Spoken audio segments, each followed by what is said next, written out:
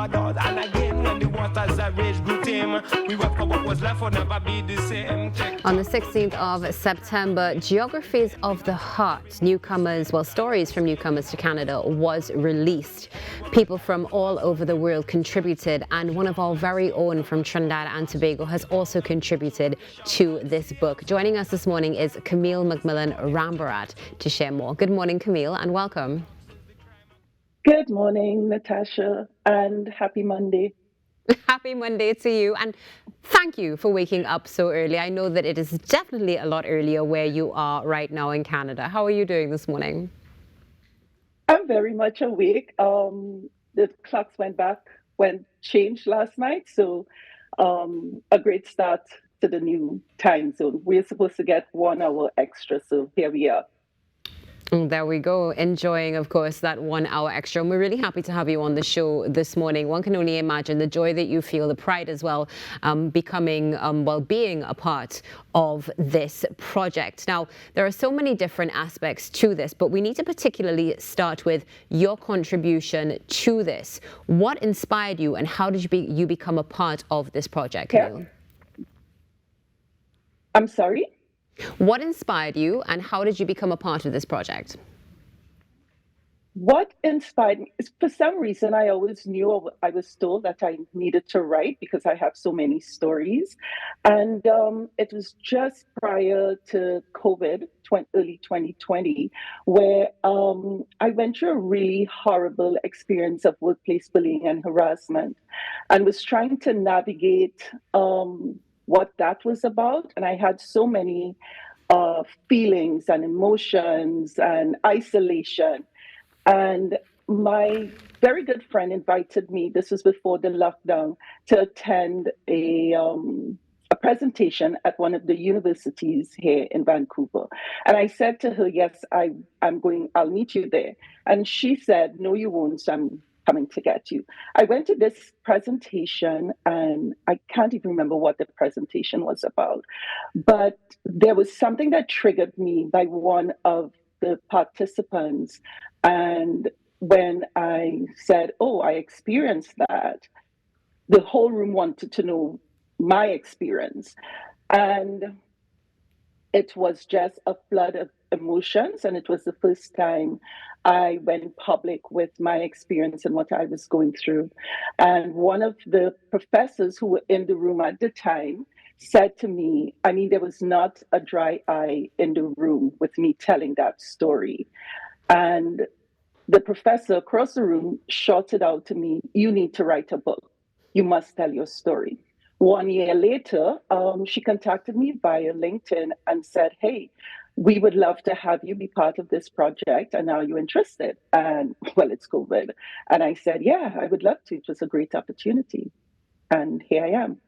And here you are with us this morning again. Thank you so much for joining us. Now, you mentioned some really emotive words there, specifically isolation, something that many people who do go through this process feel. And there are also other contributors from all over the world in this book. Were you able to find similarities but also differences in your experiences with other contributors as to what the migration process was like?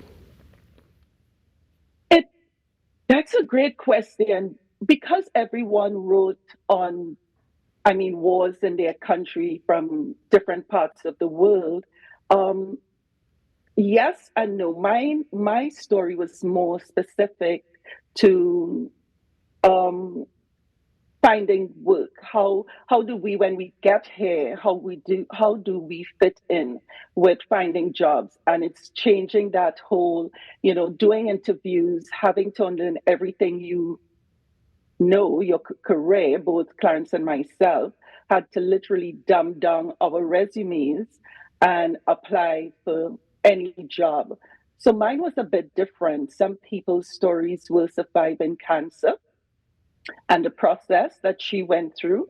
From Sudan, we had another co-worker speak about him being a child soldier and escaping that war. So no, my story, everyone has a different story. But when we were sharing that story during our, the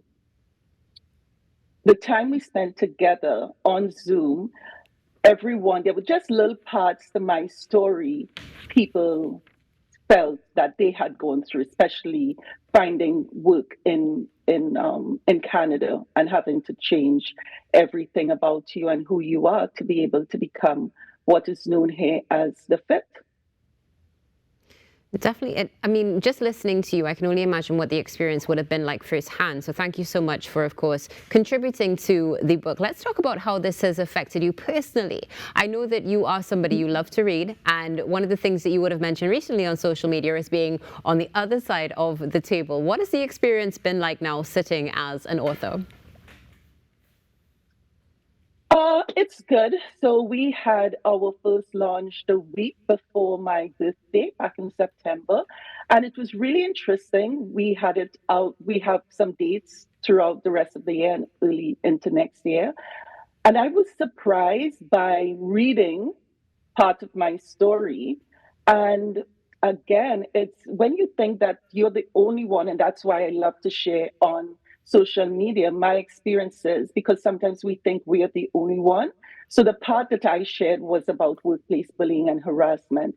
And again, every time I share that story or I do a presentation on it, I'm always blown away when people in the room, most of the times, half of the room will put up their hands to say, yeah, that's my story. And I said nothing and I felt your shame. And so at the end of that first reading, people came up to me and were crying and telling me sorry.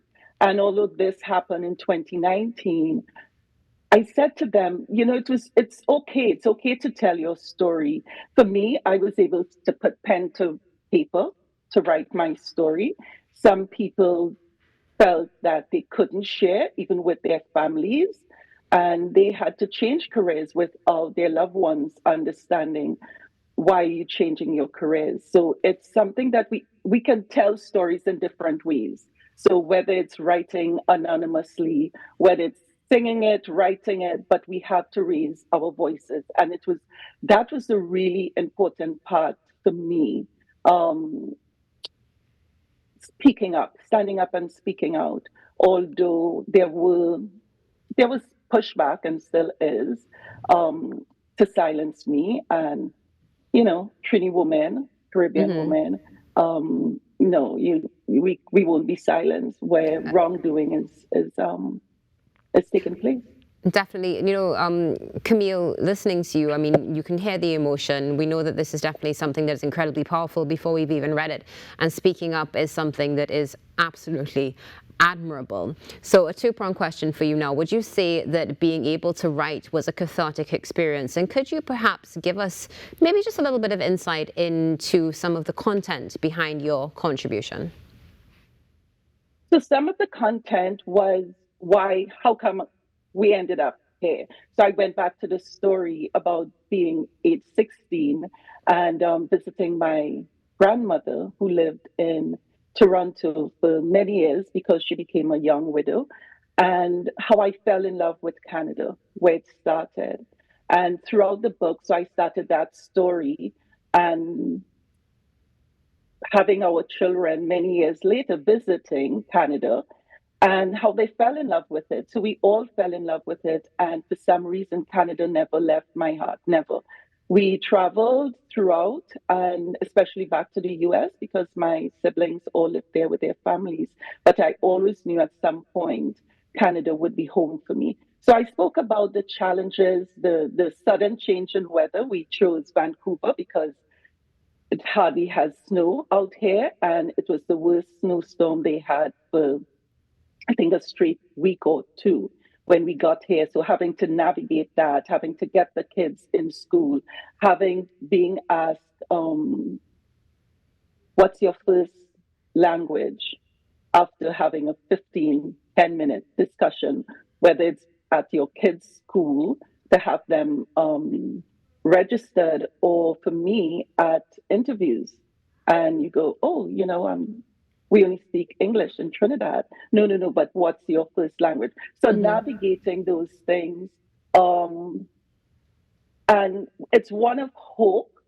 It was a beautiful experience, a lovely experience for me, and our children. And writing it was really a part of my healing process.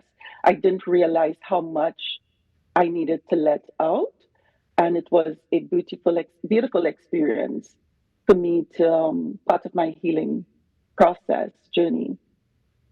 And definitely something beautiful for you, but for those who are reading and maybe going through a similar experience, they'll be able to identify and move forward through that. So Camille, where you sit with us today, how would you say being able to write this book has positively contributed to you being, let's say, more settled and really more standing in your rights as a woman, as a Caribbean woman living in Canada and representing those?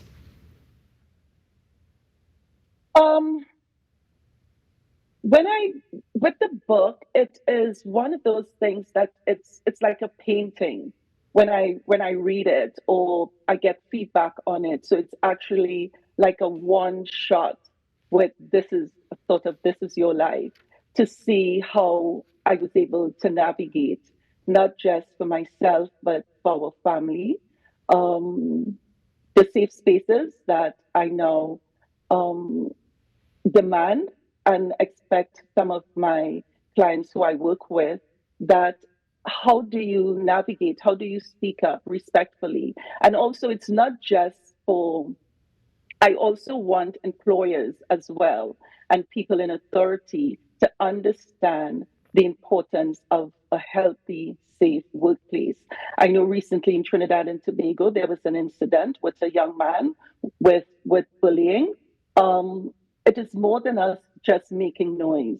It is about time that we understand the effects, not just on the abuse, but also on the families that's affected, the mental health support that is needed for everyone.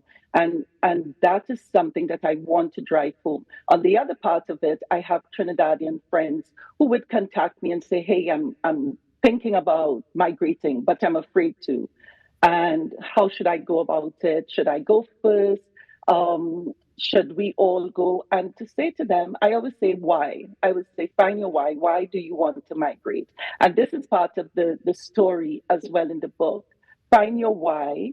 Um, Trinidadians are resilient people. We are hardworking people. And, you know, it's nice to be in spaces now and to be proud, especially when people say, you know, I know that accent from somewhere. Are you from Trinidad? Or sometimes they may say Jamaica. But it's nice to represent and be part of this book and represent my country as I'm a Trini to the bone and things to change because it must change, whether it's immigration. Canadian government has been really good. We migrated 16 going on 17 years ago, and a lot has changed for newcomer. And that is shared in the book as well, like the resources that's there to help you. And don't be afraid and stay strong. Well, thank you so much for sharing that. And thank you, of course, for representing us as well, Camille. Hoping that you have an excellent day. Again, thanks for waking up early, and I'm sure we'll be chatting again soon. Thank you so much and have a pleasant rest of your day. Thank you. Thank you. It's our pleasure. Geographies of the Heart, stories from newcomers to Canada. And one of the contributors of Trini, Camille Mcmillian-Rambharat, with us this morning. Stay tuned. The Now Morning Show is back after this break.